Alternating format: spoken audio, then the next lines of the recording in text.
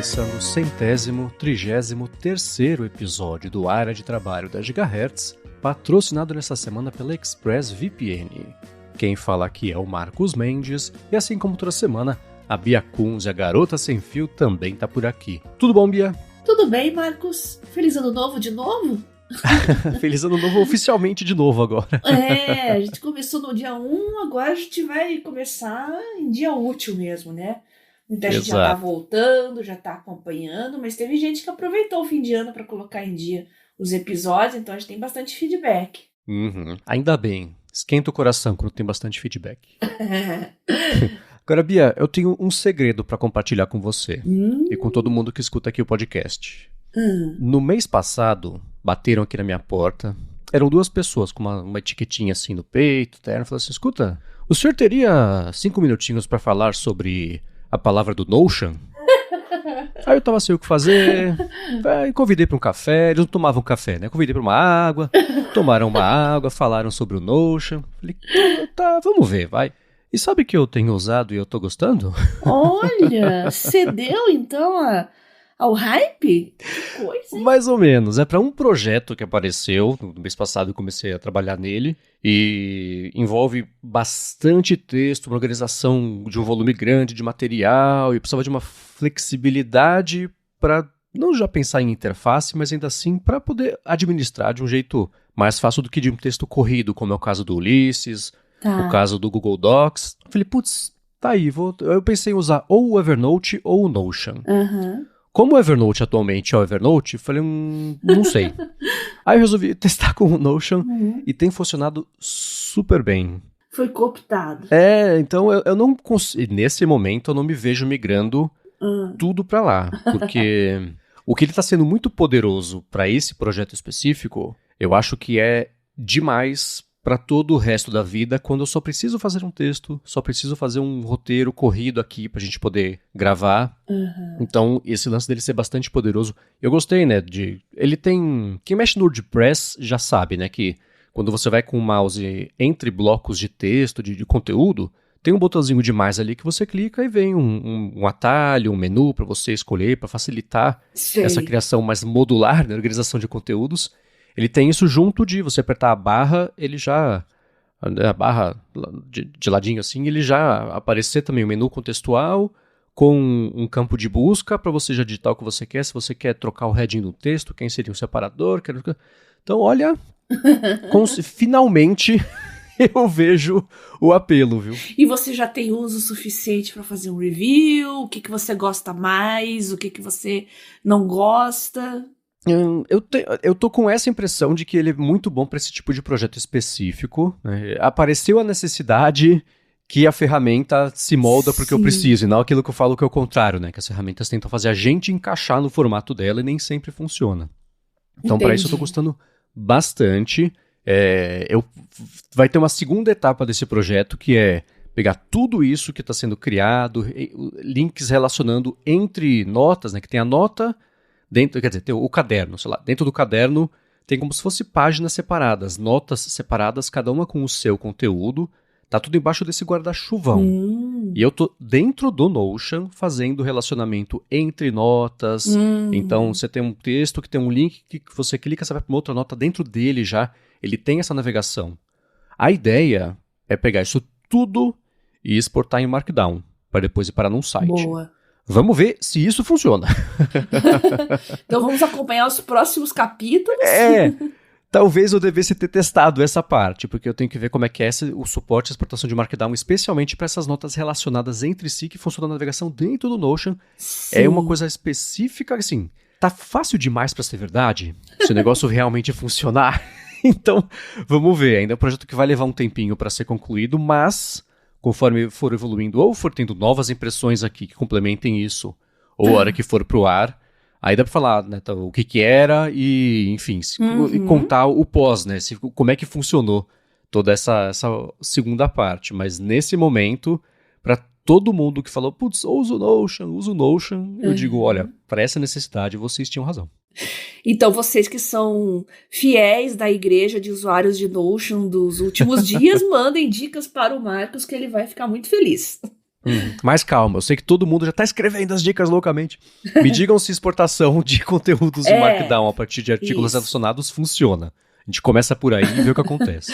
Foquem no Markdown, então. Exato.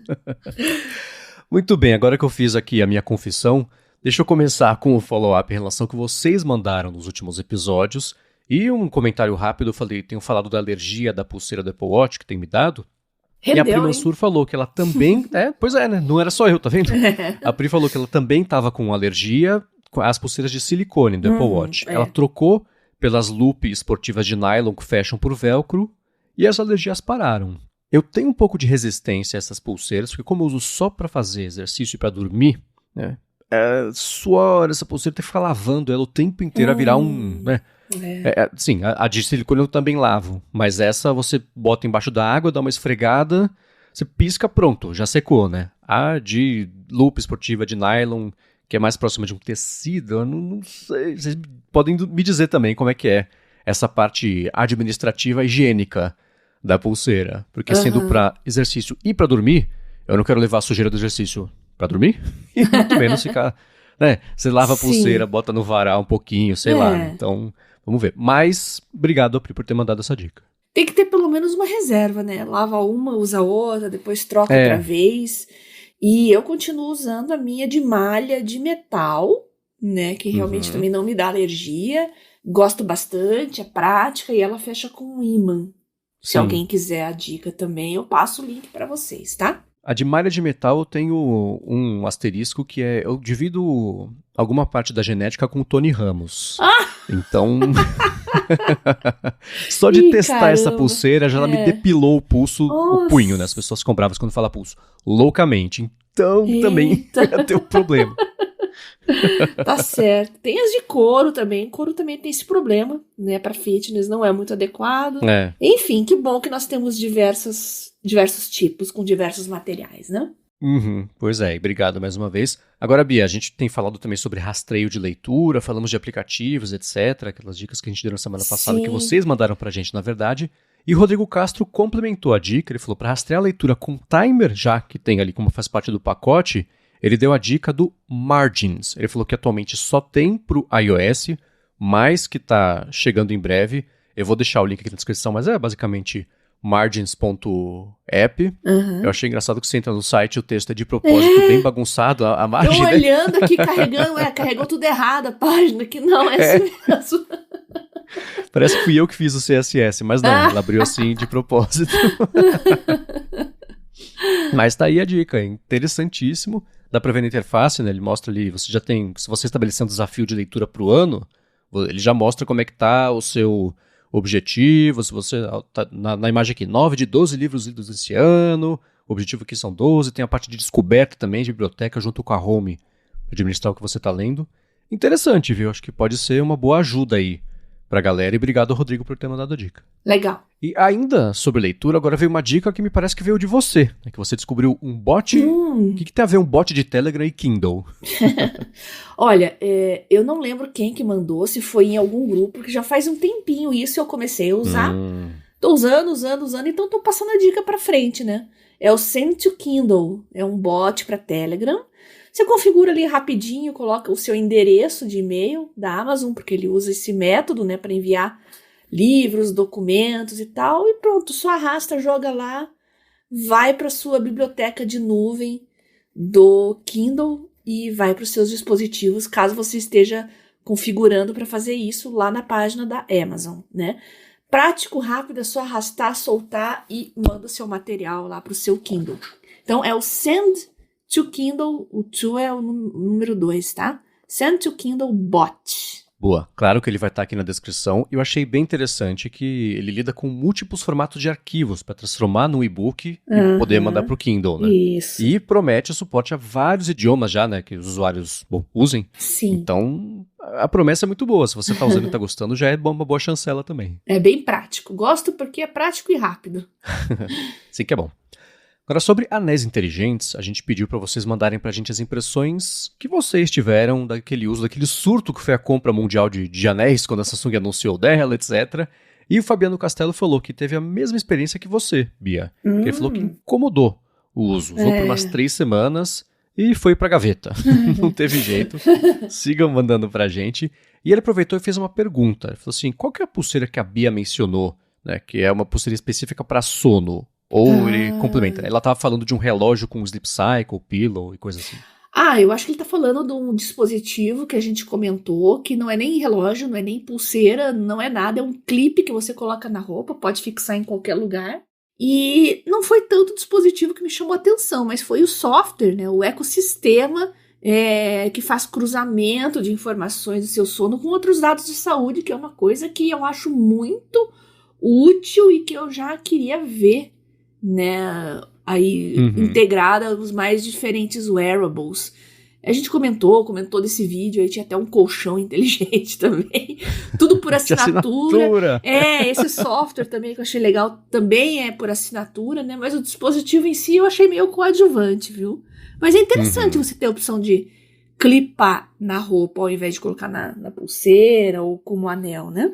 A parte de clipar na roupa eu acho que eu perdi no vídeo, mas eu vou deixar o vídeo aqui de novo na descrição pra quem quiser. Eu lembro que era um dispositivozinho, né, autocontido que ele acoplava numa pulseira pra você fazer talvez esse exercício também, não sei. E ele tem rastreamento de sono, então a gente deixa aqui mais uma vez o vídeo na descrição e... Agora, se não for isso, ajudem a gente. Exato.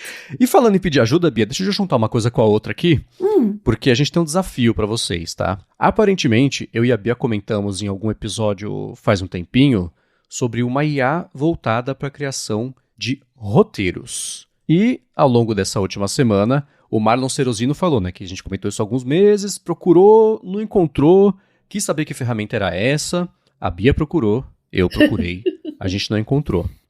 Então, para quem lembra que ferramenta que era essa, mandem pra gente e ajudem o Marlon e a gente a refrescar a memória.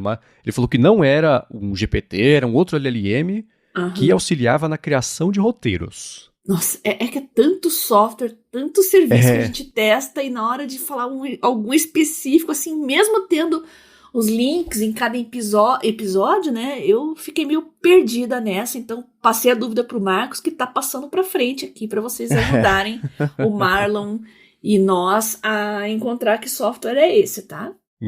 Eu procurei também nas transcrições, que ele falou que faz alguns meses, nas transcrições aqui dos episódios do Área de Trabalho. Eu e o Rambo temos aqui uma ferramenta nossa que é o GPT, o Gigahertz, a gente brinca, né? O GPT só de coisas também, quando aconteceu isso. Ele também, né, não encontrou, então das duas uma. A gente tá numa amnésia coletiva, o Marlon tá sonhando com episódios do Área de Trabalho, o que é bem interessante também. Você fala pra gente qual que é a audiência, a gente coloca aqui no nosso no Media Kit. Boa. Mas diga pra gente, foi curioso, tá lançado o desafio. E já que a gente falou tanto de trackers para sono, eu encontrei um artigo aqui do Lifehacker, um site muito legal, gosto bastante, bem antigo já, porque eu lembro que eu leio ele já desde, poxa vida, nem sei quando, né? Sempre tem dicas legais, assim, de hacks de estilo de vida mesmo, né? E eles publicaram aí, recentemente, né, itens tech para melhorar a qualidade do sono. Então tem várias dicas lá de software, tem também dispositivos, muita coisa. Sugiro que vocês deem uma olhadinha, conheçam, e tem até para quem tem ronca, apneia de sono, tava tentando lembrar o nome. Para quem tem apneia de sono e ronca, pois é, existia um app chamado Snore Lab. Snore é roncar, né? Que fica te ouvindo durante a noite. Isso me chamou muita atenção, né? Então dê uma olhadinha no artigo, lá tem muita coisa interessante. Boa, vai estar aqui na descrição. Eu gostei que o artigo está organizado por problemas de sono, desde dificuldade para adormecer, dificuldade se você fica virando muito à noite, se você acorda fácil, temperatura, dor de cabeça. Bem interessante. Uma das dicas é o Oura Ring. Então, para quem comprou e não funcionou, tem as outras dicas para talvez ajudar aqui também. Legal. Achei interessante. Agora, alguns episódios a gente comentou que, na verdade, a Sandra Martini comentou com a gente que ele escuta e canta música em inglês e em coreano enquanto estuda. E a gente falou, como, né? Tem um cruzamento de fios aí que é interessante. E ela falou que fez um cursinho de inglês durante 1 ano e começou no entendimento aí de inglês. Na época ouvia pop e ao longo do tempo foi resultando num domínio de pronúncia. E ela falou que vocabulário, formulação de palavras e frases são habilidades que ela ainda não possui. E quanto ao coreano, ela consulta com frequência as letras de músicas na forma romantizada. Então, ela entende pouco sobre os ideogramas coreanos. E conclui que além de cantar quando está estudando, também faz isso quando está em trânsito e falou, modéstia à parte, minha pronúncia nos 2 idiomas é ótima. O problema é que daqui a pouco você tá aprendendo coreano, sai falando e você vai ter que mudar de idioma na hora de estudar, viu? Porque, como a gente comentou nos episódios, né, você tem que ouvir uma música no idioma que você não entenda, né? Para que não haja conflito ali na área do cérebro que processa a linguagem. Então, tá aí, ó, tá vendo? Até a diversão aí, uma coisa que você pensa que não vai fazer diferença na sua vida, pronto. Pronúncia melhora bastante. E eu sinto assim com relação ao alemão também. Né, convivo desde criança com esse idioma. Alemão é uma língua que a gente nunca vai aprender 100%. Mas eu tenho uma pronúncia muito boa, eu tenho um entendimento assim muito bom, e parte é de ouvir praticamente desde bebê, né, familiares falando nesse idioma. Então é importante, viu, Sandra? Muito legal que você tenha esse contato direto com o idioma, porque cria uma familiaridade e facilita mesmo a pronúncia depois. Né?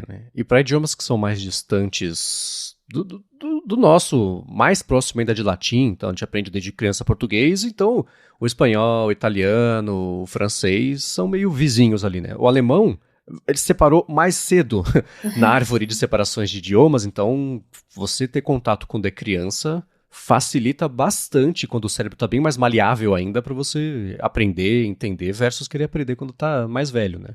Eu fiz alemão por uns 2 anos. Eu fui para a Alemanha, achei incrível, não entendi nada, falei, quero aprender a dominar esse idioma para voltar aqui e viver de verdade aqui a experiência de estar viajando, né? Então, mas é bem mais difícil do que aprender quando é criança, sem dúvida. Sim. Agora, Bia, seguindo aqui na sequência, né, que a Sandra falou sobre escutar, você me mandou um vídeo do Drauzio Varela, é um vídeo novo, acho que ele tinha falado já sobre isso antigamente, sobre escutar as coisas em 2x, é um vídeo que ele questiona por que estamos com tanta pressa, e ao longo do vídeo, na descrição mesmo, comenta que esse é o tipo de ferramenta que pode parecer que está ajudando, mas traz aí, de acordo com ele, é prejudicial à saúde mental. Quer falar sobre isso? Então, essa discussão apareceu lá nos grupos, né, no Mundo Sem Fio, no Produtividade Móvel. Quem quiser conhecer, manda uma mensagem para mim no Telegram, @biacunze, que eu mando os links para entrar nos grupos, que eles estão em privado, né, para evitar spam, então por isso eu peço para vocês entrarem em contato comigo. E deu uma discussão grande esse vídeo aí, basicamente por ele misturar um pouco os assuntos foco com prejuízo à saúde mental. E eu quero concordar com o pessoal lá do grupo. Realmente ouvir algumas coisas assim aceleradas, em alguns contextos eu acho que é válido, eles têm razão.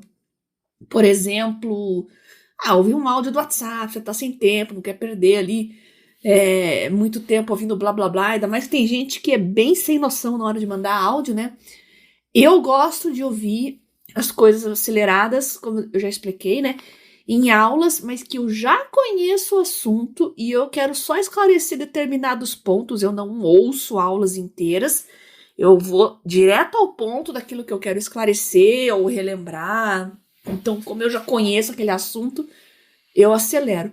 Mas eu acho que a crítica principal é com relação a adolescentes e jovens que estão ouvindo tudo em modo acelerado, até séries e shows, isso realmente eu não consigo entender, né? E nesse vídeo o Drauzio fala, né, por que estamos com tanta pressa? A minha teoria, eu já falei aqui pra vocês, né, as pessoas querem ouvir vídeo acelerado para que sobre mais tempo para ouvir mais vídeos acelerados.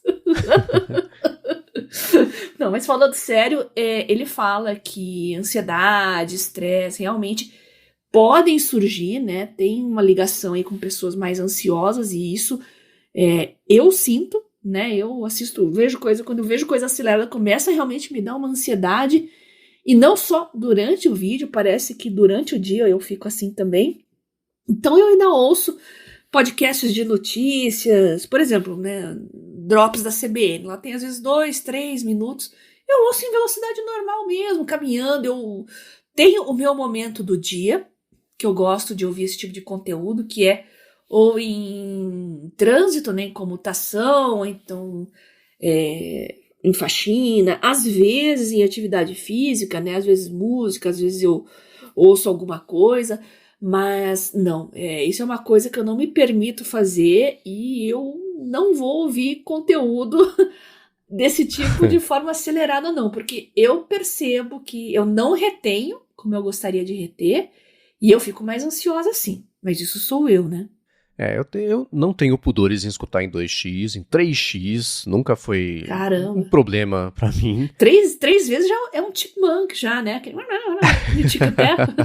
Mas é curioso porque eu só consigo, por exemplo, podcast em português quando a pessoa tem uma dicção boa e fala de uma forma bastante pausada.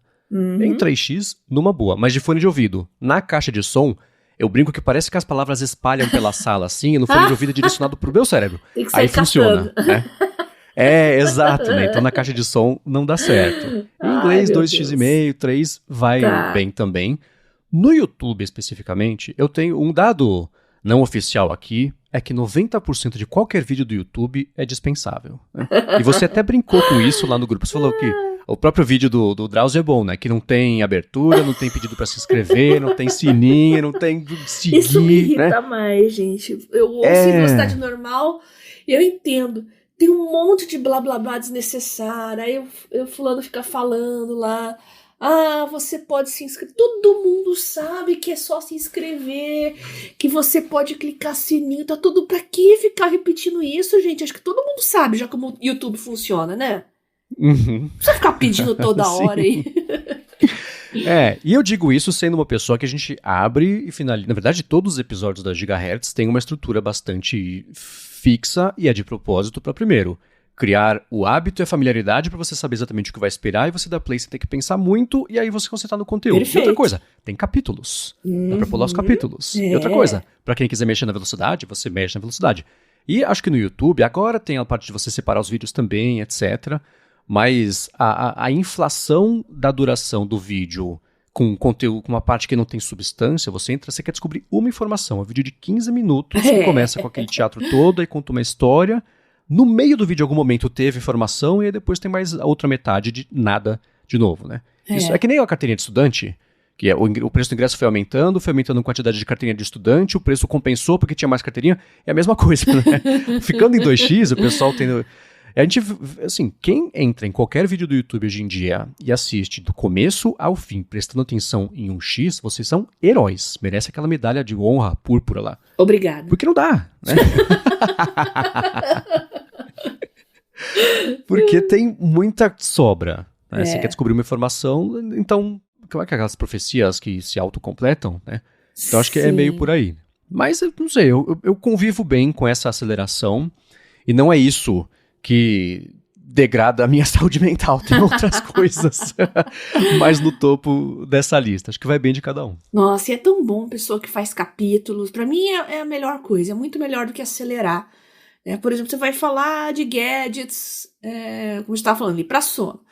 Aí tem um, aí tem outro. Já tá os capítulos ali.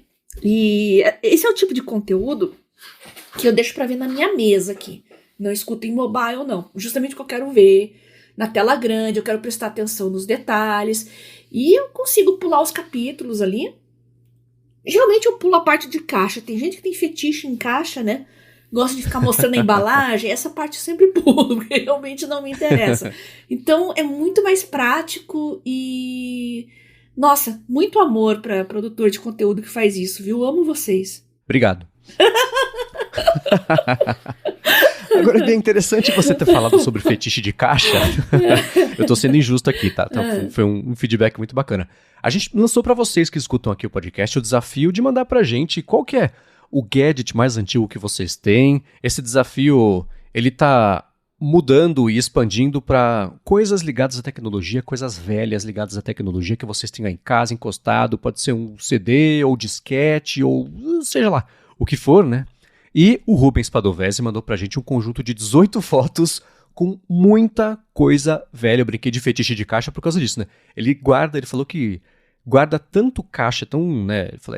Ele dizendo, hein? Eu sou tão doido por caixas que tem aí nas fotos, tem a caixa que ele despachou pra Inglaterra com caixas vazias de coisas de tecnologia que ele comprou com a irmã quando eles foram estudar lá fora, e as fotos são uma viagem no tempo, né? Caramba. Elas vão desde, ele falou, um joguinho nacional muito bacana, que era o Outlive. Mostrou também que ele tem aqui o Fine Artist, que era da Microsoft. Uma série de enciclopédias, falou que é que nem você, Bia, provavelmente rato de enciclopédia. Então tinha até um jogo interativo que enciclopédia, você ia rodando como se fosse um domo central, passando por materiais, história e etc. Mandou que ele tem o Windows Phone. Mandou também aqui coisas mais antigas de AirPort Extreme da Apple, Time Capsule também. E ele falou, tem mais fotos, mas vou parar por aqui que eu acho que já mandei fotos demais. Manda que tá pouco, pode mandar, mas bem interessante, obrigado por ter tirado um tempo para organizar as fotos bonitinhas, né? Tudo ali em cima da mesa, detalhado. Bem interessante. Não, é legal que ele teve a paciência de organizar tudo em cima da mesa. Dá pra ver. Nossa, é tanta coisa ali. Flight Simulator, eu joguei. Nossa, tô viajando no tempo aqui. Olhando as imagens. Legal que você teve a paciência de guardar e tudo em excelente estado de conservação, viu? Agora, quem também mandou e contribuiu aqui para o desafio foi o Alexandre Custódio, que falou que curte guardar revistas que falam do passado e sobre um possível futuro, e que pode até já ter passado nesse momento, né? Ele falou que ele mandou aqui, ele tem uma série das revistas super interessante, e a mais antiga é de 1988. Caramba. Ele falou que a cápsula do tempo dele assinou praticamente desde o início e acha que marcou o crescimento de muita gente, né? Concordo, né? Inclusive o meu também, que curte tecnologia, ciência e etc. Inclusive mandou fotos das capas que ele tem. Poxa vida. Olha, tem uma ali que eu fiquei curiosa. Programas já conseguem raciocinar. Viagem pela realidade artificial. O que será, hein? Esse eu fiquei curiosa. E eu fiquei devendo para vocês falar sobre revistas físicas, né? Só não fiz o meu apanhadão ainda, porque eu fiquei de ir naquela banca, eu não fui, né? Que tem revistas importadas e tem revistas mais específicas, assim, que eu tô buscando, né? E eu tô para encontrar uma pessoa também que quer me entregar alguns exemplares. Não deu certo ainda de desencontrar e tal. Vou ver se agora em janeiro eu consigo. Mas eu não esqueci dessa pauta e eu vou retornar no futuro, tá? Boa, e aí é bom que a gente aqui vai ter pauta também bastante pra falar quando você pegar essas revistas. E obrigado também, Alexandre, por ter mandado. Tem uma das capas que falava, né? Eu queria saber. Tem aqui, né, que fala sobre o que sabe o Nostradamus da ciência. Eu fiquei curioso, falei, cara, quem que eles classificam como o Nostradamus da ciência? E é uma capa de revista, deixa eu pegar até a data aqui certinha. Não é o Bill Gates que falou que 32 kilobytes de memória seria suficiente para... Não, pior que não é. O Rubens falou do Windows Phone, enquanto você procura aí. Comecei a viajar no tempo aqui de novo com o Windows Phone, né? O Rubens é fã, eu também, né? Ele disse que eu adoro, pena que acabou. Nossa, eu não perdoo o Balmer, viu? O que esse cara fez com o Windows Phone, nunca vou perdoar ele. Porque era um ecossistema incrível, gente. Não sei se vocês vão lembrar, no tempo daqueles Androids baratinhos, Galaxy J, não sei, eles eram muito, muito, muito ruins.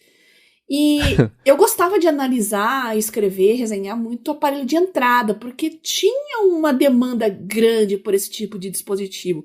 É a tia ou o tio que só quer usar o WhatsApp, consultar uma outra coisa, instalar um Uber e acabou, né?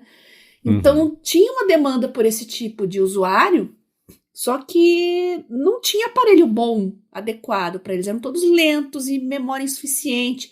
E já começava a receber foto ali, já esgotava a memória interna. Eu posso que o Windows Phone tinha uns bem baratinhos, tão baratinhos quanto os Androids mais baratos. E o sistema operacional era igual, independente, a fluidez, a usabilidade, era igual no dispositivo barato e no dispositivo topo de linha. Isso era o que mais me encantava no Windows Phone, era uma espécie de respeito ao usuário. Claro, os aparelhos topo de linha tinham muito mais funcionalidades, faziam muito mais coisas, tinham um desempenho muito melhor, mas o fato é que você pegava um baratinho, você não ficava ali esperando carregar as coisas, o scroll não era engasgado. Nossa, eu tenho muitas saudades do Windows Phone. E olha que o Balmer insistiu muito em Windows, e esse foi o problema, entre aspas, da Microsoft, que deixou ela meio estacionada, né? Mas não soube aproveitar e, especialmente o mobile, passou, né? Agora, eu achei aqui, foi em agosto de 2012, que é a revista dessa edição. Eu perguntei quem que é Nostradamus, ele falou que é o físico Michio Kaku, dando destaque na matéria do livro A Faísca do Futuro. Entendi. Muito bem, obrigado a vocês. Sigam mandando, tá, os materiais, que é bem interessante e divertido fazer com vocês essa viagem no tempo. Agora eu quero comentar um pouquinho, a Bia deu um teaser de uma coisa que a gente vai falar num episódio futuro sobre biblioteca de prompts, e o Fabiano Castello mandou pra gente uma dica que ele usa para administrar a biblioteca dele, mas antes disso eu vou tirar um minuto do episódio para agradecer a ExpressVPN, que está mais uma vez patrocinando o Área de Trabalho e segue oferecendo um mês de graça para você experimentar o serviço e depois 3 meses de bônus se você acessar o plano anual por meio do link expressvpn.com/adtrabalho ou usando o cupom ADTrabalho na hora de fazer o checkout ou clicando, tocando aqui na descrição também, que você já cai direto lá com o cupom aplicado. Se você viajou ou está viajando nas férias, Wi-Fi públicos são a sua salvação, mas podem ser a sua perdição também. Por quê? Porque vai saber como é que está a segurança, como é que, né, por que ele é de graça, se os seus dados são o preço, são a parte do preço da conexão, no avião você paga e ainda assim os seus dados pagam a outra parte. E aí, o que são os seus dados, né? O que está trafegando, por quanto tempo você está usando, quais servidores você está acessando, quais dispositivos, a partir do que está acessando também.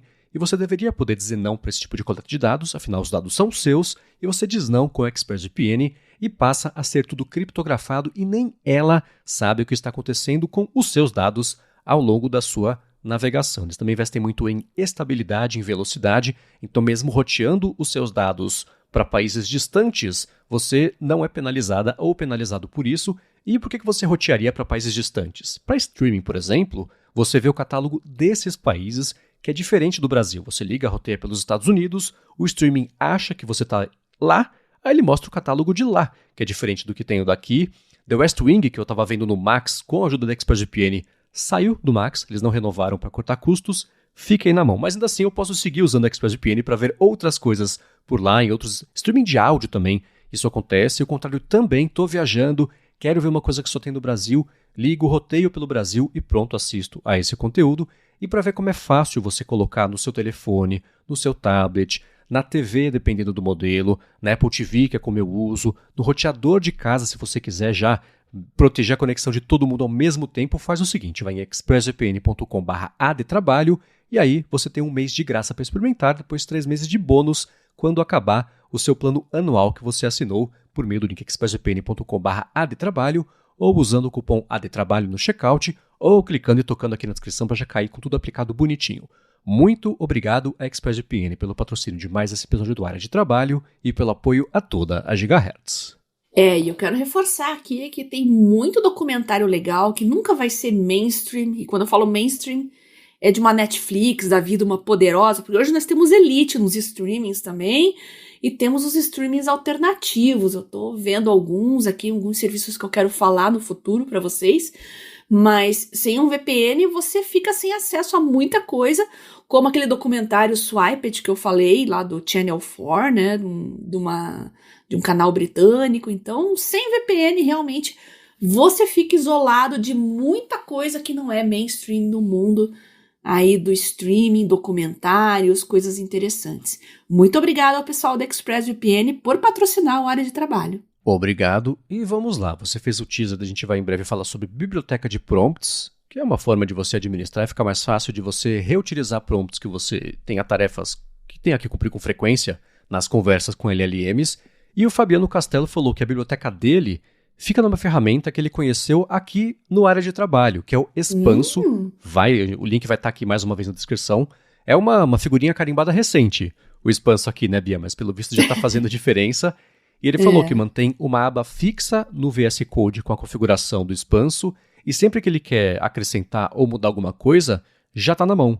Ele fala que no ChatGPT, por exemplo, ele usa coisas tipo gpt.python. E isso já expande ali, já traz o prompt completo que ele quer quando está usando no contexto de fazer programação com linguagem Python. Então fica aí uma dica de como administrar com o Expanso ou com outras. Eu falo sobre o Text Expander, que já foi patrocinador aqui do Área de Trabalho e uso todos os dias. Fica aí a dica e obrigado ao Fabiano por ter mandado. Boa lembrança. E bom, também no contexto de IAs, o Sam Altman é um cara que sabe fazer barulho, né? Ele costuma postar ali no Twitter ou os teasers de coisas que a OpenAI vai anunciar, que todo mundo já sabe o que é, mas ele posta só para confirmar rumores. E nessa última semana, ele falou que a OpenAI está perdendo dinheiro com o uso do ChatGPT Plus, que custa $200 por mês, de tanto que as pessoas estão usando. E eu vi que isso chamou atenção, né, Bia? Pois é. Sei, eu achei que ele meio que deu uma incrementada e uma exagerada. Não sei. Por isso que eu passo a bola pra você. Você acha que quem tá usando, pagando o ChatGPT Plus, tá usando tanto assim os recursos da OpenAI? Olha, certamente há quem faça valer os $200 por mês. Mas não é todo mundo, né? Para essas pessoas específicas, a OpenAI pode estar perdendo dinheiro com o GPT Plus de $200 por mês. Mas no agregado, eu vou cravar que é impossível, se você juntar todo mundo que está assinando e essas pessoas usando, que ela fique no prejuízo. E tem uma outra coisa. Se essa é a realidade hoje, daqui a 3 meses já vai estar resolvido, porque esse tipo de coisa evolui rápido para ficar cada vez mais eficiente, né? Então, é que nem, sei lá, seguro de saúde, o limite de internet de banda larga fixa. Você tem as pessoas que usam muito acima da média, mas pelo volume de pessoas que usam, se nivela isso e daí que vem a grana, né? Quem usa pouco é quem banca para quem usa muito e a coisa fica no 0 a 0. E tem o fato também de como a OpenAI ainda não é uma empresa de capital aberto, esse tipo de declaração pode ser exagerada, não precisa ser verdade, não passa por auditoria, porque você não está informando o mercado, o investidor, com base nisso, né? Se ela tivesse ação na bolsa e ele falasse uma coisa dessa, aí seria bem diferente o contexto. Mas nesse momento, acho que foi só ele, Sam Altman sendo Sam Altman e fazendo um barulhinho para voltar o ChatGPT Plus da discussão, como está sendo exatamente nesse momento aqui. E já que a gente está falando dos GPTs e pagos e gratuitos, a Mariana também trouxe para mim aqui uma dúvida, né? Se ela perguntou se teve alguma mudança no modo que o Claude funciona no modo free. Na verdade, não teve, né? Ela disse que antes ele diminuía o modelo, né, para o Haiku, mas isso não é sempre, Mariana. Depende dos momentos do dia, tá? E eu já percebi que na parte da manhã você ainda consegue usar o Sonnet no modo free, tá? Aliás, eu acabei de fazer isso e eu tô usando o Sonnet aqui. Então, depende mesmo da hora do dia. Esse horário de manhã, assim, 8, 9 da manhã, né, eu acho ótimo, né? Porque o pessoal na Europa ainda tá lá. Eu acho que o boom mesmo é tarde, final de tarde e noite. Então, se você quiser pegar o modelo mais avançado free, você vai ter que escolher o horário do dia para fazer isso, tá? Agora ela tá perguntando também se tem algum lugar onde seria possível ver o que é possível fazer gratuitamente, né? O FAQ da Anthropic é bem fraquinho, só diz que existe um modo grátis. Eu não o encontrei, por isso que eu passei a bola para você, Marcos. Eles têm um lugar fácil, não. Mesmo porque essas regras mudam bastante. E eu acho que até para benefício próprio, que a Anthropic não bota ali na tinta, né, o que é que cada coisa pode usar. Eles têm mesmo esse lance de fazer o malabarismo no plano gratuito, uma hora é o Cloud Sonnet, uma hora é o Haiku, uma hora você entra e fala, não, desculpa. Então, eu acho que isso depõe um pouquinho contra a Anthropic. A prioridade deles tem que ser para quem está pagando para usar o serviço. Perfeito, né? E eles têm uma estrutura menor do que a da OpenAI. Ok, eles estão tentando, né, resolver isso, acabaram de fazer uma rodada de investimento, estão para fazer mais uma com uma avaliação de 60 bilhões, com novos investidores também, para o quê? Para comprar GPU da NVIDIA, botar no servidor e falar, vamos lá, agora vai, né? Mas eles eu acho que são meio estabanados nessa imprevisibilidade do serviço para quem é usuário gratuito, porque se eu entro lá e ele está frequentemente limitado ou não está funcionando, eu não falo, puxa, tá aí, vou pagar $20. Eu falo, eu não, eu vou para outro lugar, né? Então, acho que eles estão pisando um pouco na bola com isso. Tudo isso para falar o quê, né? No máximo, o que eles têm quando você entra no site, que eles têm lá o destaque de upgrade, você vai lá em cloud.ai/upgrade e ele fala sobre o que tem no modelo Pro e o que tem no modelo de times. Ele nem compara com o modelo gratuito para não ter que se prender a cumprir essa comparação, né? Então, eles falam sobre 5 vezes mais uso, acesso a projetos, usar modelos como o Claude 3 Opus, acesso antecipado a funções novas, mas a comparação nesse momento com o que tem no gratuito e o que tem no pago, eu desconfio que nem Anthropic saiba dizer. Então, infelizmente, Mariana, a gente vai ter que caçar, garimpar e achar informações, mas tem muito site aí de produtividade que dá uns insights, né, legais, mas tem que garimpar mesmo, tá? Uhum. Agora eu quero só lançar uma pergunta aqui para pessoas que escutam a área de trabalho que assinaram o ChatGPT, esse modelo de $200 por mês. O Rambo comentou no área de transferência, então eu posso comentar. Ele assinou até para poder testar bastante o Sora, que era aquela geração de vídeo sim. com IA, que é bem Tá. fraquinha, na verdade, mas tudo bem, né? Uhum. Então vamos ver como é que, se ele tem usado mais, se ele renovou a assinatura ou não, para outras coisas além só de usar o Playground lá do Sora. Mas para quem escuta aqui o podcast e tá pagando essa bala, digam pra gente se tá valendo a pena, se vocês notaram diferença, se tá compensando, e se vocês fazem parte do time dos que estão dando prejuízo lá pro Sam Altman. Vai ser interessante.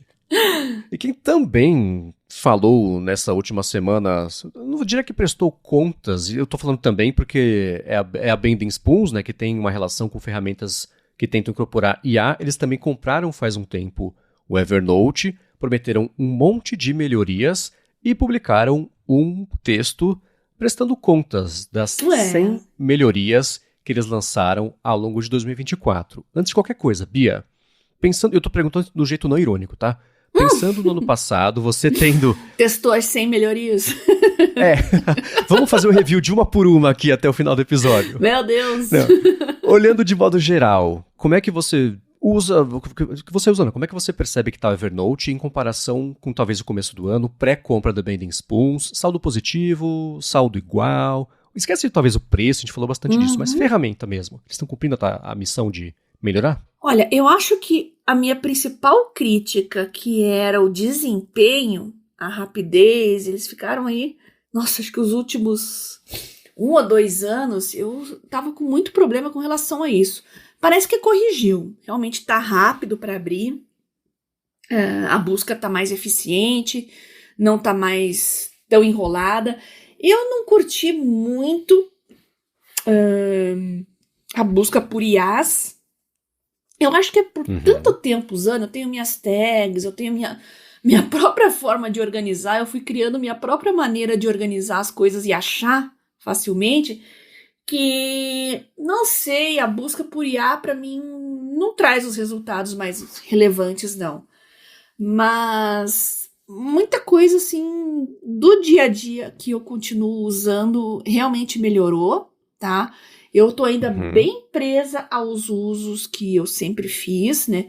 Eu tenho aqueles widgets que eu controlo leitura, não uso calendário, tá? Achei interessante, mas não tenho esse hábito e não pretendo. Eu não quero que o Evernote para mim seja aquele agregador que faz de tudo um pouco, um canivete suíço. Eu só quero guardar minhas coisas lá e achar. Então eu guardo muito material de referência. E já falei, eu não uso mais o Evernote do jeito que eu usava antigamente, tá? Eu uso bem menos.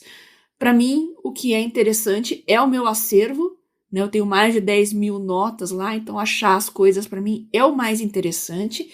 E edição e trabalho, já falei para vocês, né?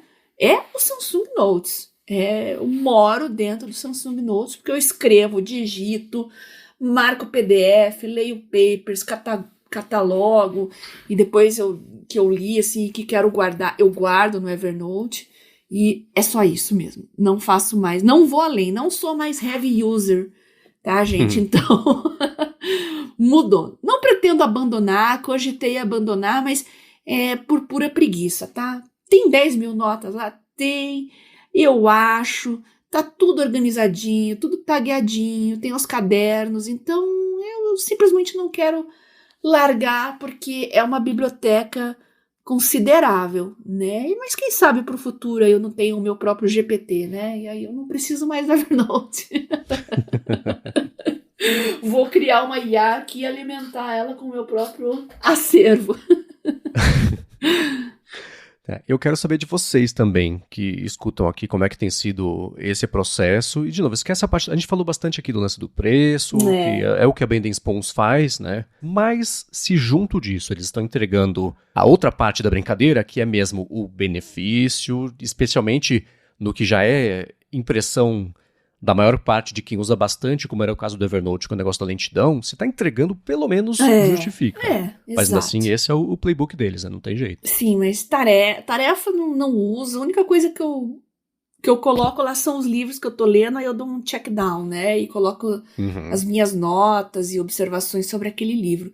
Mas se alguém usa aí mais tarefas, calendário, o próprio editor tá muito bom agora, né? Melhorou bastante também, mas eu também não tô usando mais.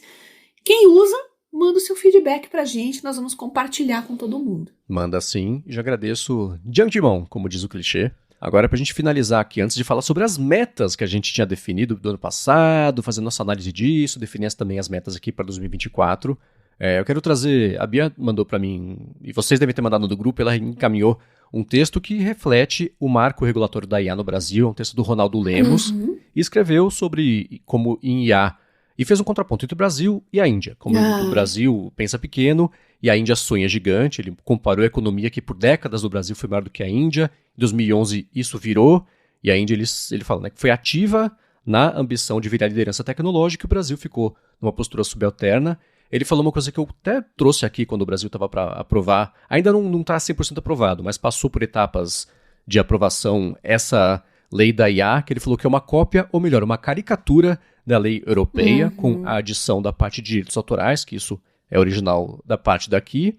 E ele segue com a análise, né, que a parte europeizada do texto coloca o país como uma vítima da inteligência artificial. Não trata de futuro de trabalho, concorrência, concentração econômica e nem de estratégia de como o Brasil pode competir nesse setor. Ele compara com a Índia, que também aprovou recentemente. Ele fala que o Plano AI Mission vai investir mais de $1 bilhão, inclusive para comprar GPUs da NVIDIA e poder usar isso, ceder isso com parcerias público-privadas, que 20% dessa grana vai para desenvolver modelos LLMs locais, 30% disso para apoiar as startups indianas, e só 0,2% vai para regulação, burocracia envolvendo IA. Ele conclui que a Índia identificou que o maior risco que o país sofre com IA é a oferta local de serviços de IA nos Estados Unidos, né, que vai passar a aumentar. E sendo a Índia e o Brasil um bom fornecedor de mão de obra barata para o mundo, são os países que mais estão expostos com a IA, podendo substituir parte, complementar, enfim, use o eufemismo que quiser, desse tipo de trabalho. Ele falou que nesse cenário, não importa o quanto a sua regulação seja bem feita ou sua burocracia seja reluzente, você está fora do jogo. Não tem perigo maior que esse. Ele conclui que o Brasil também fez o Plano Nacional de IA, que é bem feito, mas não prevê nem a compra de chips de IA e nem tem a ambição aí do plano indiano. Sempre que eu vejo esse assunto me dá uma preguiça, esfrego o rosto, aqui eu tiro o óculos, porque cada vez que alguma autoridade de Estado, assim, ou mesmo um legislador começa a falar de IA, eu não vejo nada que fale em desenvolver, eu vejo sempre em castrar.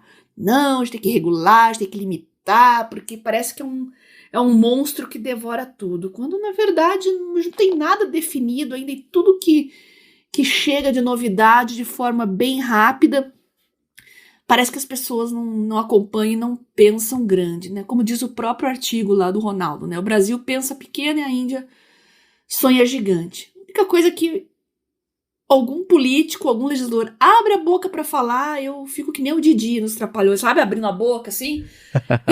Tamanho desespero que me dá. Eu não consigo acreditar que a gente tem um potencial tão grande, uma tecnologia tão inovadora.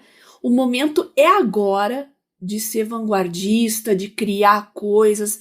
A gente tem um capital humano incrível e quem deveria dar o exemplo fica falando em limitar, castrar, e, ao invés de incentivar e desenvolver. É só isso que eu tenho para falar, gente. É desespero, é angústia que me dá, viu? Isso é uma coisa que lá no IA Sob Controle eu sempre pergunto para ou pessoas empreendedoras com startups ligadas a IA no Brasil, ou que trabalham em empresas multinacionais no Brasil, e falo sobre, né, o que o Brasil tem a oferecer, que é visto lá fora como que tem a oferecer, as diferenças, etc. Mas é sempre claro como não existe esse incentivo local, e quando a pessoa começa a se destacar muito, faz o quê? Ou ela vai para fora, ou vai trabalhar para empresas para fora, e parte disso é essa estrutura de vamos fazer uma legislação sobre isso, mas é sempre no ponto de vista de você regular, ao invés de você fomentar da melhor forma possível. Eu acho que esse texto do Ronaldo Lemos botou bem esse contraponto e é uma pena, né? Uma oportunidade perdida. Mas o que eu tirei desse texto foi essa conclusão, né? De que assim como a Índia e outros países fornecedores de mão de obra, o Brasil também vai ser mais afetado do que a média por algumas ferramentas, e não se preparar para isso é um tiro no pé mesmo, sem dúvida. Muito filósofo, sociólogo, gosta de comparar o Brasil com a Índia, né? E eu já vou no contramão da galera, e eu acho um erro, tá? Começa que... Nossa, a quantidade de médico e cientista da computação que a gente vê nos Estados Unidos, no Reino Unido, em tantos países assim, é brutal. Nós temos CEOs de empresas indianos, né? A gente pode fazer uma lista aqui. Primeiro-ministro britânico, né? Agora, de origem indiana. Então, bom, sem falar que é um país que já mandou veículos espaciais para a Lua, tem bomba atômica, então não dá para comparar. E quando se fala de pobreza, de acesso a recursos, essas questões mais sociais, que se diga que lá a sociedade de castas é muito cruel. Então não é um problema a ser resolvido, porque a própria filosofia, muitas religiões também diferentes, é um país muito diverso nesse sentido, então essa questão social aí está muito ligada à cultura. Não acho que dá para comparar aqui não, viu? E a Índia vai ser sim um campeão em IA, em tecnologia, vai desenvolver coisas muito legais. A gente vai ver mais e mais CEOs aí, não só em empresas ocidentais, mas também grandes startups que vão se expandir muito, a exemplo do que acontece na China, e dominar o mundo, tá? Quem vai ficar chupando o dedo somos nós, sempre nós. Você me fez lembrar de uma estatística que eu escutei recentemente e pesquisei aqui enquanto a gente estava conversando, que o Brasil é o país que mais forma advogados. Então, reflexo disso é você ter justamente muita atenção à parte da lei. Falei, olha, tá, agora duas coisas se juntaram aqui e fez sentido. Então, é um problema. Não tô criticando o funcionário público, gente, que fique bem claro. Por favor, sim. Mas e nem advogados, tá? É outra conversa que a gente tá tendo aqui, por favor, mas a gente sabe que as pessoas escutam o podcast e são espertas. Aqui, escolha de carreira, ENEM, faculdade, é pensando em ser funcionário público, tá? É uma realidade nossa. E isso não é bom no longo prazo, porque a gente não tem inovação, a gente não tem pessoas querendo empreender, criar coisas novas e avançar tecnologicamente. Tá? A gente está criando burocratas. Então, claro, a gente precisa ter uma estrutura de Estado, né? Faz parte disso, mas quando a ambição dos jovens e o pessoal que faz faculdade é simplesmente isso, a gente não tem para onde crescer. Tá? Então, é uma coisa que eu tô falando aqui que a gente tem que incentivar de verdade. E eu só vejo desânimo. Pessoas que estão criando softwares legais, startups maravilhosas, que eu converso aí há 10, 15, 20 anos, os mais brilhantes que eu conheci foram todos embora do Brasil. Tá? Isso é uma realidade. Triste, horrível, me dá muita tristeza, tanto quanto ler o artigo do Ronaldo Lemos e eu pensando nos burocratas aí falando em limitar novas tecnologias. É triste demais. O último dado que eu fico atrás disso, assim, né, que em números absolutos, olha só, né, o Brasil tá atrás da Índia. Com o número de advogados, são 2 milhões na Índia versus 1,3 milhão aqui no Brasil, mas se você dividir pela população, o Brasil acaba tendo mais advogados. Enfim, né, é muito específico aqui, mas eu achei engraçado fazer a conexão. Engraçado não, né? Curioso observar a conexão entre essas duas coisas. Guardar as proporções, né? Não sei se vocês sabem, mas na Índia tem indiano pra caramba. Assim como na China tem chinês pra caramba, mas o país mais populoso do mundo já é a Índia, tá? A gente não tem dados, não sei se isso já está oficializado, tá? Mas estatísticos e analistas aí independentes já falam que possivelmente já tem um déficit aí da população da China em relação à Índia, tá? O chinês está sempre viajando, né? Toda mais vaziada. É. Agora vamos lá, né? Concluídos aqui os temas dos últimos episódios, vamos olhar Na verdade, também para o passado, mas para frente também, e falar sobre as nossas metas. Isso veio até junto de uma coisa que o Alex Oliveira, então vamos colocar como follow-up também, né? Ele falou que estava terminando de ouvir o Área de Trabalho 131, e no final a gente falou de aplicativos e simplificar coisas, metas do próximo ano. Ele ficou pensando como muita gente reflete no fim do ano sobre as metas e etc. Então ele está usando até o OneNote mesmo para fazer esse tipo de anotação. No fim do ano vai ver o que ele realizou, vai fazer o balanço dele de ano novo e coisa assim. E, com isso, eu trouxe aqui o que a gente tinha comentado que ia fazer ao longo do ano passado em preparação para estabelecer as nossas metas para 2025. A Bia tinha dito que a meta profissional era se aprofundar em medicina farmacêutica, imunoterapia, genética, aí acompanhar muito lançamentos dessa área de oncologia, terapia com anticorpos, né, que é o medicamento do futuro, edição genética também, se aprofundou em ciência de dados, principalmente em medicina farmacêutica, isso tudo que eu comentei, e comentou que nas férias é até também aprender um pouco de Power BI. De meta profissional, qual é a nota que você se dá, Bia? Nossa, nota 11 de 10. Ó! Não, gente, eu sou ambiciosa nesse sentido. Eu tenho consciência que biotecnologia é uma área muito difícil e você tem que ser bom em exatas, bom em biológicas, bom em humanas, bom em estatística, bom em um monte de coisa, né? Dominar diferentes áreas do conhecimento. Eu tinha um medão gigante disso anos atrás e eu me achava até incapaz, né, pela dificuldade e pela idade também, né, gente, não tenho mais 18 anos, que nem o pessoal que tá em faculdade, tá, mas tem o lado de humanas nisso também, né, além de me aprofundar em todas essas tecnologias, eu queria muito ver que elas ganhassem corpo e chegassem realmente nas pessoas. A gente vê medicamentos caríssimos, nós já temos aí cura, dá para dizer que é cura ou quase cura de uma série de doenças de ordem genética e principalmente atrofias e distúrbios de desenvolvimento que praticamente minam a vida de uma criança, colocam um limite ali, ela vai viver por um tempo limitado e vai ser sempre dependente de alguém. Já temos terapias que fazem essas crianças crescer, se desenvolver, enfim, terem uma vida, né? Mas eu não vejo chegar ainda até todas essas pessoas. Então, esse é o meu lado. Eu tenho a meta profissional, científica, mas tem essa meta do lado humano também. E o caminho que eu vou seguir é sendo divulgadora científica. Tenho planos para o futuro. Não estou muito presente em redes sociais, não estou escrevendo, blogando. É de propósito. Muita gente vem perguntar. Eu estou no momento agora que eu estou aprendendo o máximo que eu posso. Então, o máximo de tempo que eu posso estudar, eu estou estudando, tá? Mas as minhas metas realmente para esse ano eu não vou fazer agora, porque como eu disse, eu tô deu um tempo, assim, eu preciso descansar a cabeça nesse mês de janeiro. Só vou ler, vou ver filmes, ouvir música e focar na saúde. Agora, as metas mais específicas eu vou deixar para fazer em fevereiro ou março, até porque eu vou procurar outro trabalho para fazer também, não vou ver isso agora.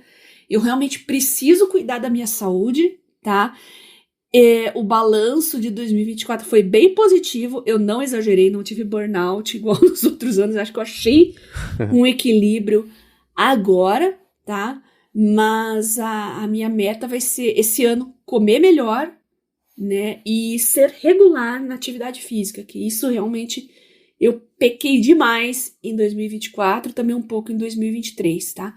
Consegui dormir melhor, consegui manter o foco no trabalho, o foco nos estudos, isso realmente eu tô muito orgulhosa de mim. Mas acabei deixando de lado outras coisas que agora eu tenho que correr atrás. É interessante porque você falou um pouquinho também de meta pessoal, esbarra no que você tinha proposto, né, colocado como objetivo para o ano passado, que era o foco na saúde, que você assim, você falou, alcancei boa parte do que quis em 2024. Interessante, porque você alcançou boa parte em 2024 do que você queria em 2023, né? Você falou que estava dormindo melhor, não estava mais virando a madrugada, e a saúde correspondeu ao que você falou que é o modo mais gentil com o qual você passou a tratar o corpo, que estava pela primeira vez com férias desde a pandemia, 2 meses de férias, e pretendia criar o hábito de ir na academia, fazer exercício, e a Livre não devia dar tão cedo por conta do verão, mas que ainda assim era um plano, então você cumpriu boa parte disso, né? cumprir. E também estou mudando a minha medicação, a minha doença autoimune outra vez, vou mudar a minha medicação. Então esse é outro motivo de eu não estar fazendo planos e não estar dando uma pausa em trabalho agora também. Porque eu tenho muito efeito colateral quando eu faço essa mudança, né, de medicação. Então eu devo começar aí nos próximos 15 dias, então eu tô dando um tempo, assim, não tô assumindo nada com ninguém, assim, profissional, nem nada, porque eu aprendi, né, nessa última década, eu deixei tanta gente na mão, tanto projeto que eu tive que abandonar e largar, e que eu não cumpri, é tanta frustração, sabe, gente? Então, não faço mais promessas, o que eu prometo pra vocês é que eu não vou mais prometer nada. Essa é uma boa promessa. Essa Quero é fácil ficar de mais cumprir. leve, sabe? É difícil quando você é uma pessoa que quer abraçar o mundo, assim, eu tenho essa tendência, né? Mas não, agora eu tô no take it easy, né? Como diz os Eagles, vou ficar aqui mais leve, né? Não vou me cobrar tanto. E lá por março mesmo, depois do carnaval, eu vou definir melhor as questões profissionais. Quero, mas eu tenho como meta, sim, até lá, até em março, eu ter conseguido o hábito de seguir uma dieta e uma rotina de atividades físicas, né? Então, não tenho meta, assim, do que ganhar, do que perder, não, é a regularidade a minha meta, que é o mais importante pro meu estado de saúde, tá? Sim, faz total sentido. Eu quero só concluir o que você tinha proposto de meta pro ano passado, que era você viajar mais, ter mais tempo para lazer, né? Ver os amigos que você conversa só online e voltar com o blog Garota Sem Fio. Desses todos, como é que estão esses planos? Puxa, eu consegui uma parte sim, viu? Consegui viajar, descansei. Queria ter viajado mais, eu ainda acho que foi pouco, mas não foi culpa minha. Teve uma série de imprevistos, eu ia mais para Santa Catarina, Rio Grande do Sul, teve aquelas chuvas lá no Rio Grande do Sul, teve a greve na Federal, que greve é sempre aquele problema, você não sabe se vai ser uma semana, um mês, 2 meses, acabou sendo 2 meses, 5 dias, você fica amarrado, porque pode ser que no dia seguinte você fala, acabou, a segunda-feira tá todo mundo de volta, então você fica naquela situação, e nossa, foi uma fonte de estresse absurda essa greve, né, eu odeio perder o controle da minha própria vida, me dá uma depressão gigante. Demorei um pouco para entrar nos trilhos de novo, mas eu fechei o ano focado outra vez, isso que é mais importante, né? Sim, então, com certeza. Não foi culpa minha, tá? Questões climáticas e de greve atrapalharam um pouco os meus planos. Greve te bagunçou bastante mesmo, acompanhando nos bastidores, deu pra ver que... Nossa senhora, meu Deus.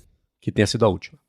Agora, foi interessante ver também como um dos planos era voltar com o blog Garota Sem Fio, e a minha impressão é que isso foi substituído pelo Work and Study With Me, que é um projeto que ele veio e engatou e parece estar trazendo, eu não sei, bons frutos, eu não sei, cada um pode medir de um jeito, né, mas que engatou de uma forma que tá evoluindo rápido, né, e criando o hábito mesmo de fazer isso, as pessoas passando a acompanhar, e até observei isso como a forma da transmissão mesmo mudou e tá cada vez mais redonda, mais bem acabada.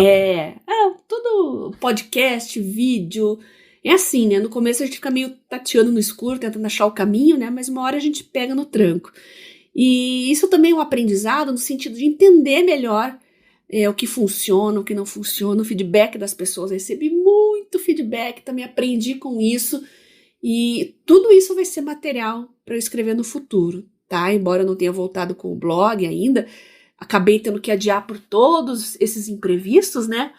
Para o futuro vai ser um material bem interessante, né? Falar de foco, de estudos, já que a gente está na era da distração, né? Eu acho que é um tema aí que vai ser quentíssimo para 2025. Excesso de telas, smartphones, o pessoal está começando a prestar atenção mais nisso. Estão vendo que estão ficando para trás por causa desse excesso de indulgência aí com relação a telas. E acabei de pensar que em 1º de abril você pode fazer uma transmissão em 2x. Você fala bem rápido tudo, faz metade do tempo. Já pensou? Então começa a falar bem rapidinho, assim, indo todo mundo que tá ouvindo em 2, 3x. Exatamente, Pomodoros com metade da duração e vambora. Não, e quem acelera vai falar, não, peraí, tá rápido demais, deixa eu voltar aqui. Exato. Agora, vamos lá. A gente prestou as contas da Bia, vamos pro que eu tinha proposto aqui, colocado de meta por ano passado. Da parte profissional, era fortalecer o lado de negócio da Gigahertz e, olhando para trás, esse é um péssimo objetivo para você estabelecer, porque isso não é um objetivo que você cumpre. É uma coisa contínua. Não existe, pronto, está fortalecido, missão cumprida, né? Isso você continua e segue. E nos últimos, especialmente no último ano, mas nos últimos 2 anos, tem sido desafiador ver como o mercado de podcasts passou a ser desinvestido e até a parte de encontrar patrocínios é bem mais desafiadora mesmo do que nos últimos anos. Eu fiz um mini desabafo sobre isso também em uma área de transferência, que teve aquela polêmica toda da Honey, que era uma empresa que pertence ao PayPal, na verdade, de achar cupom, enganou um bando de youtuber, etc. E como o mercado que tem a ver com criação de conteúdo migrou para comissão sobre indicação, permuta, e como esse mercado tende a ser dominado por pessoas que estão tentando ganhar uma fama, uma notoriedade, a pessoa se sente muito lisonjeada quando fala assim, a gente vai te dar um troco cada vez que alguém criar aqui uma conta. Mas troco, mimo, para usar o termo da moda. Exato, apesar de ser muito bacana para você que começou e tá ali, né, sendo reconhecido pelo mercado, não paga conta de ninguém, né? Não posso dar um troco no boleto do mês ou para pagar o mercado. Então, isso é uma coisa que tem mudado a dinâmica de mercado, é desafiador mesmo, mas fortalecer o dado de negócio de Gigahertz é um trabalho contínuo que nunca vai estar completo. Então, ele também pode ser, na verdade, parte aqui do objetivo profissional desse ano, mas quando a gente for falar especificamente disso, em fevereiro, quando a Bia pensar nisso, eu falo também dos meus objetivos que eu vou estabelecer aqui para os próximos 12 meses. Ou 11, se for falar em fevereiro. Enfim, pro lado pessoal, eu estabeleci como aumentar o meu envolvimento e conhecimento com o IA. Como funcionam as tecnologias por baixo do capô, como a minha falta de talento técnico, né, para codar, eu ia compensar com a compreensão mais profunda, entender de um jeito mais abrangente, para falar de uma forma melhor informada. E, modéstia à parte, isso eu acho que eu tirei de letra. Né? Os ouvintes vão concordar. Eu me aprofundei bastante mesmo. Hoje eu entendo muito mais na minúcia da parte técnica o funcionamento e o que significa quando, né, a parte de estudos e etc. Isso também é por conta do envolvimento do IA sob controle e entrevistar pessoas da OpenAI, da Anthropic, pesquisadores de Stanford, de Harvard, significa que eu não posso fazer feio. Né? E com isso, o hábito de ler e compreender e ir atrás e pesquisar virou comum e eu acho que o meu conhecimento sobre isso aumentou. Ainda não sei programar nada, não. Mas esse não é o único lado que envolve conhecer e entender de IA, eu estou compensando isso de uma outra forma, estou bem satisfeito e também vou seguir fazendo isso. Agora, o tema livre foi um problema, porque eu tinha corrido bastante em 2023, eu queria correr mais do que 2023 em 2024, estabeleci uma meta de correr pelo menos 620 quilômetros, fazer 2 corridas de 21 quilômetros, 2 meias maratonas, né, ao invés de uma só, como foi no ano anterior, e também o mesmo que seria o mesmo vetor de melhora de 2022 para 2023. O problema é que eu me machuquei numa corrida. E aí eu precisei parar de correr. Então eu tô parado com isso, não passei nem perto, é patético quanto eu corri no ano passado, na metade do ano pra frente. Não foi. A academia seguiu, beleza, essa outra parte tá cumprida, mas não deu pra fazer nada disso e como em 2023 foi um bom desempenho foi reflexo de ter corrido bastante em 2022, foi um crescendo, nesse ano não dá nem pra esperar que eu volte a ter o rendimento que eu tinha antes, porque é uma volta gradual, mas se eu for fazer alguma coisa parecida com isso, vai ser, né? Finalizar a recuperação que não terminou ainda, eu fui correr com a Larissa no fim de semana, eu falei, eu já sei, eu consigo colocar exatamente onde estava doendo, né? Por quê? Passou a doer de novo. Então, ainda preciso resolver. Mas, se eu conseguir voltar a fazer isso nesse ano, vai ser bacana, porque eu vou me tornar a pessoa que eu mais temia. Eu tô sentindo falta. As pessoas, não fui na academia, eu sinto falta. Chegou esse dia, eu tô sentindo isso. Então, é uma pena. Mas eu não vou ficar choramingando aqui, porque eu sei que a Bia olha pra mim e fala, seu fracote, eu já falo isso há tantos anos, e esse é um desafio constante pra mim, você der uma tropeçadinha aí e tá achando ruim. Não é isso, mas eu percebi que é verdade. Por aí a gente vê que a gente não consegue planejar tudo o que quer. Tem os imprevistos, né? Acontecem imprevistos o tempo todo. falei da greve, falei das enchentes no sul, e aí tem também as lesões físicas, né? Vocês que têm metas fit aí, metas esportivas, é uma realidade, né? Lesão esportiva é uma coisa super comum e pode te afastar aí por semanas, às vezes até meses, né? E você tem que achar um plano B, você tem que ter um plano B para caso aquilo dê errado, né? Eu acho que na greve, a minha grande falha, né, a conclusão que eu cheguei, embora eu não tenha conseguido ir atrás dos meus objetivos por tantos atrapalhos, né, eu acho que faltou eu ter definido um plano B. Podia ter feito alguma outra coisa durante esses 2 meses e 5 dias, né, como eu falei. Podia ter rendido mais, de forma mais produtiva, né? Eu estava fazendo análise lá com a neuropsicóloga também, isso me deixou muito, muito desfocada, não soube lidar muito bem com o diagnóstico, ainda não me entendi muito bem com relação a isso, mas foi uma falha. E para as próximas, eu pretendo ter planos B para os imprevistos. Eu acho que o Marcos pode achar um plano B também para as corridas, não pode?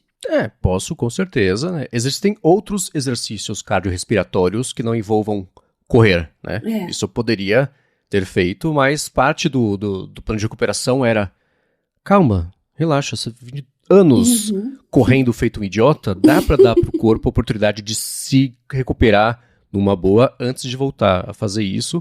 Então, eu poderia ter substituído por uma bicicleta, por um transporte, por outros exercícios de cardio, mas não, resolvi segurar a onda, calma, me dá também esse tempo de recuperação, ao invés de tentar compensar de um outro jeito, e até para compensar a movimentação diferente por conta do machucado, me machucar de novo, né? Machucar a outra perna por colocar mais peso, etc. Mas essas coisas têm que andar de uma forma conjunta, né? Tem uma parte que é bem específico, mas você treinar, fazer exercícios cardiorrespiratórios e exercícios de hipertrofia, cada um fortalece ou a parede interna ou a parede externa do coração. Se um dos dois estiver desequilibrado, dá problemas. E eu, como pessoa que já teve fibrilação atrial, preciso prestar muito atenção nisso. Então, é um assunto que fica constantemente na minha cabeça. Eu quero poder voltar a fazer isso, porque vai ser um complemento saudável a outra parte que eu estou fazendo. Mas é um processo, é o que você falou, né? A gente planeja muito bem até dar errado, e aí a gente fala, tá, né? Planejar tem seus limites, né? Já que você falou de tema livre, eu tenho uma outra meta que eu defini essa semana. Novidade. E eu já usar o Notion. Não. Não, e eu já vou puxar o assunto aqui pro próximo área de trabalho. Eu já dei uma pincelada lá no meu canal no Telegram, que é EDC. Everyday Carry. Nessa primeira semana do ano, eu me senti uma tartaruga ninja com a minha mochila nas costas e eu cheguei à conclusão que eu tô carregando coisa demais, muita besteira.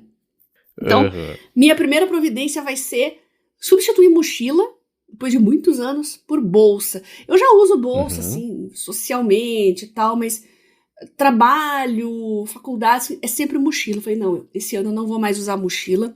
Vou reduzir consideravelmente aqui a minha carga, quero ficar mais leve, literalmente, com relação a isso. E vou diminuir bastante as coisas que eu carrego. E um dos motivos para não andar de mochila é para evitar a tentação de ficar colocando coisa desnecessária. Parece que aquele espaço que está sobrando ali, eu sinto uma vontade de preencher com alguma coisa. Eu não quero fazer isso mais. Então eu vou adotar uma bolsa espaçosa, com compartimento para laptop já. Espaçosa o suficiente para carregar o que eu preciso, mas não tanto para me desestimular a levar coisas desnecessárias. E eu puxei esse assunto lá. O que vocês carregam no dia a dia? Né? Quais são os itens indispensáveis para vocês? Que mochila, que bolsa, a gente tem um universo aqui de bolsas, malas, isso é produtividade também, afinal de contas a gente quer carregar os nossos utilitários aqui, proteger, a gente faz um investimento alto em eletrônicos também, então a gente quer que eles fiquem bem protegidos, né? E passei a bola pra galera lá, quero saber o que vocês usam, como vocês carregam, que itens são indispensáveis, e eu vou priorizar mais uma vez os itens multitarefa, dá para dizer assim? né? Por exemplo, Kindle não vou levar mais, a não ser quando eu viajar. Então, vou ler ali no ônibus, no Uber, no intervalo, eu vou ler no smartphone mesmo, porque eu tenho o aplicativo do Kindle aqui, né? E até porque não, é chato, o Kindle é muito melhor, mas quando eu tô fora de casa, eu não leio mais que 15 minutos, 20 minutos. Então, acho que não justificaria ter que levar um Kindle. Então, vou priorizar o tablet e o smartphone, só um bom fone de ouvido, claro, mas tô falando por cima, gente, eu prometo que eu vou anotar melhor, vou definir isso melhor. Tenho certeza que vocês vão mandar dicas muito legais que vão me ajudar a decidir melhor isso. E eu quero saber de vocês, ouvintes do Área de Trabalho, o que vocês levam de itens multitarefa, o que vocês fazem para carregar menos coisas. Eu tô vendo que tem muita gente que não usa mais carteira, né? O smartphone substituiu a carteira, então realmente não precisa levar mais nada, né? Então, o que vocês aboliram, o que vocês adotaram, quem tem plano de carregar menos coisa, menos objetos, como é que pretende fazer isso?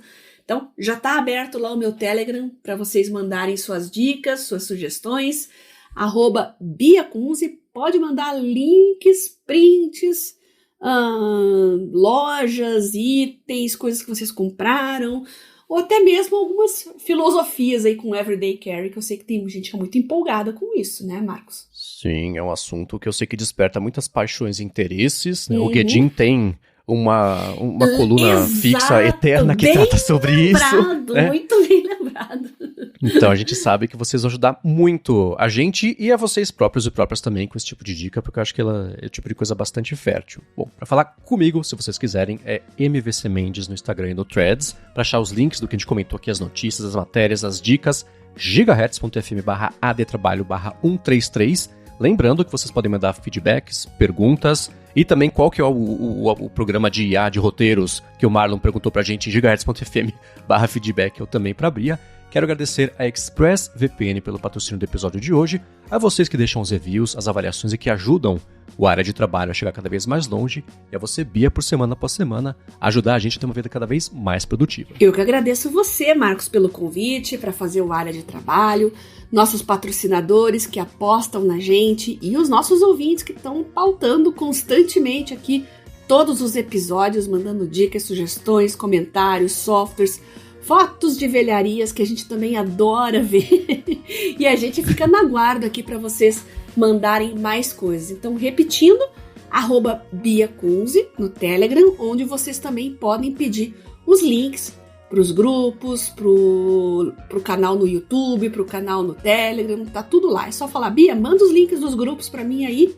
e pimba, eu mando na hora tudo para vocês organizadinho. Maravilha, pessoal. Já falei para falar comigo como é que faz, então vou dizer para vocês que a gente volta na semana que vem. Beijoca sem fio a todos e até semana que vem.